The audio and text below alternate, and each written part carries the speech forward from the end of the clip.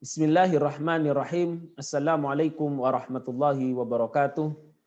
Alhamdulillahi rabbil alamin wal aqibatu lil muttaqin wala udwana illa 'alal zalimin. Asyhadu an la ilaha illallah wa asyhadu anna Muhammadan abduhu wa rasuluhu la nabiyya ba'da amma ba'd. Qala Allah Ta'ala fil Qur'anil Karim, a'udzu billahi minasyaitonir rajim. Bismillahirrahmanirrahim. Syahrul Ramadan alladzi unzila fihi al-Qur'an hudan linnasi wa bayyinatin minal huda wal furqan faman syahida minkumus syahra falyasumhu faman kana minkum maridan aw ala safarin fa'iddatun min ayyamin ukhar yuridullahu bikumul yusra wa la yuridu bikumul usra walitukmilul iddata walitukabbirullaha ala ma hadakum wa la'allakum tashkurun. Al-ayah fi suratil Baqarah. Jamaah, dosen dan karyawan Tausiah Jamaah Tausiah Senja Universitas Muhammadiyah Sidoarjo, yang mana kegiatan ini disponsori langsung oleh Lembaga Al-Islam dan Kemuhammadiyahan LIK. Patutlah kita senantiasa bersyukur kepada Allah Subhanahu wa taala atas karunia yang Allah turunkan kepada kita sehingga kita pada hari ini masih bisa hidup, masih bisa merasakan nafas. Dan dengan nafas ini kita fungsikan, kita pergunakan untuk beribadah hanya kepada Allah Subhanahu wa taala.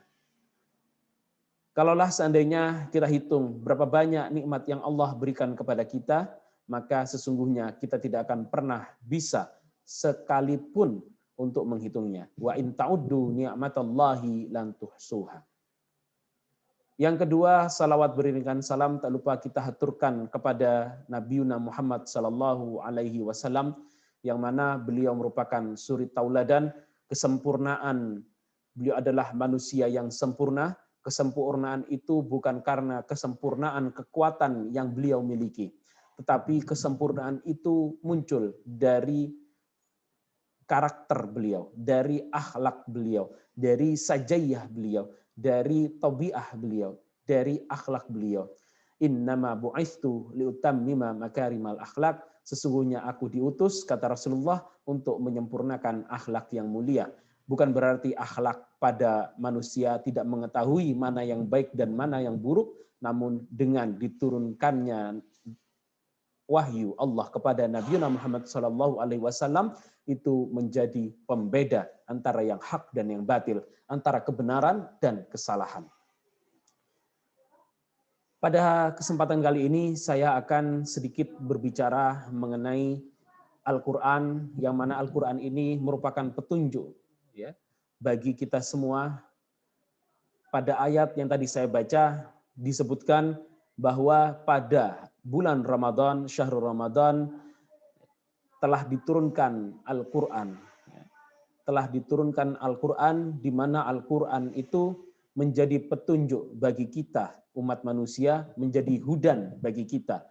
Dan juga di dalam Al-Quran terdapat penjelasan bagi bagaimana pelaksanaan petunjuk-petunjuk yang Allah berikan itu, dan juga menjadi pembeda antara yang hak dan yang batil, atau yang biasa disebut dengan Al-Furqan.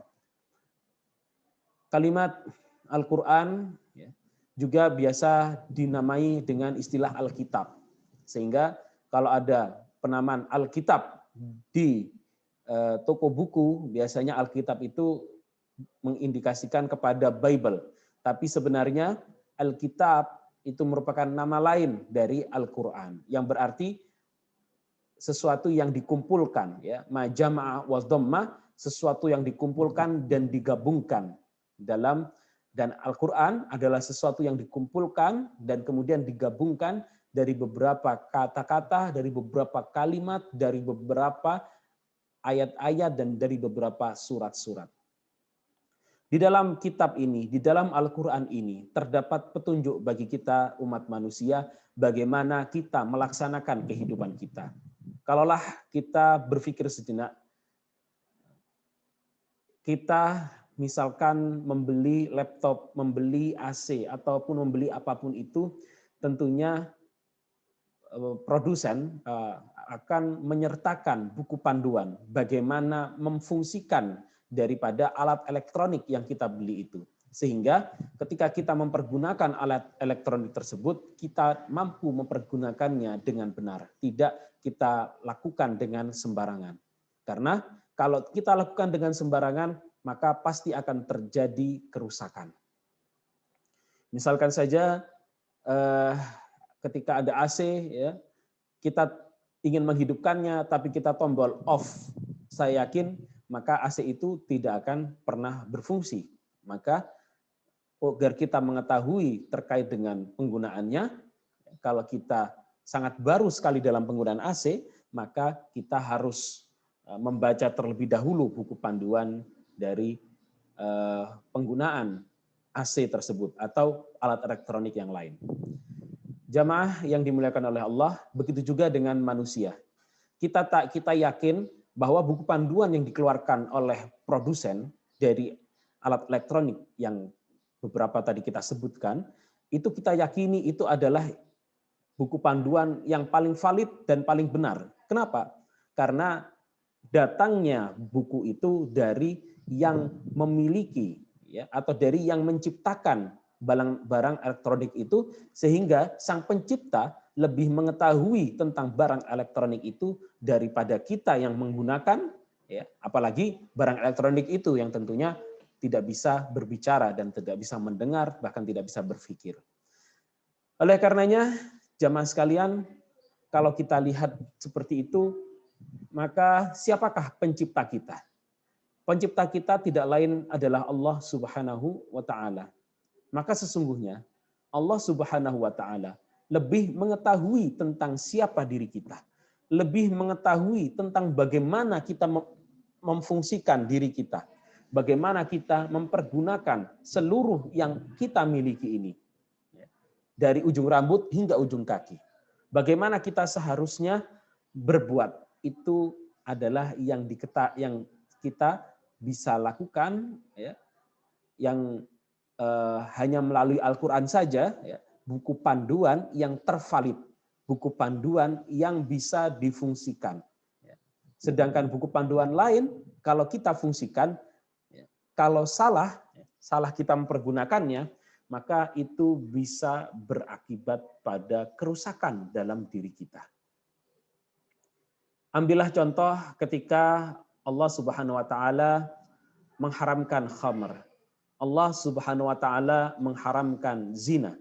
Allah Subhanahu wa Ta'ala mengharamkan pembunuhan. Maka di semua yang tadi Allah haramkan, ya, itu terdapat madarat, terdapat mafsadat, terdapat bahaya, terdapat kerusakan atau sesuatu yang merusak terhadap diri kita kalau seandainya itu kita lakukan. Begitu juga sebaliknya, ketika Allah memerintahkan, berimanlah kepadaku. Kita diperintahkan Allah Subhanahu wa Ta'ala, aqimus shalah wa atuz zakah wa anfiqu mimma razaqakumullah.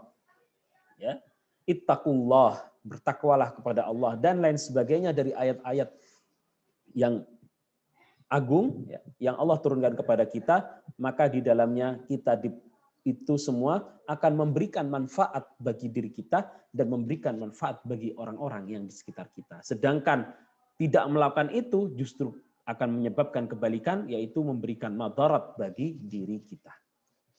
Jamaah yang dimuliakan oleh Allah, oleh karenanya menjadikan Al-Quran sebagai petunjuk, ya, dalam hidup kita merupakan sebuah keniscayaan yang harus kita lakukan, dan meninggalkannya adalah sebuah kebodohan, ya.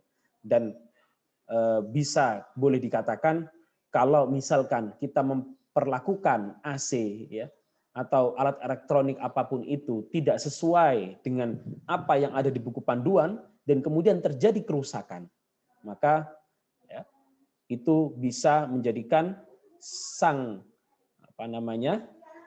produsen, ketika kita tuntut, kita ingin garansi, saya yakin mereka tidak akan mau memberikan ganti rugi terhadap apa yang sudah kita perbuat. Karena kebodohan kita tidak melakukan perbuatan atau tidak mempergunakan barang elektronik itu dengan sebaik mungkin sesuai dengan yang termaktub di buku panduan.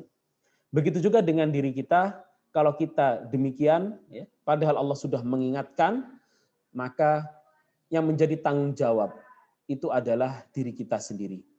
Bukan akhi, bukan saudaranya, bukan anak-anaknya, bukan anak istrinya.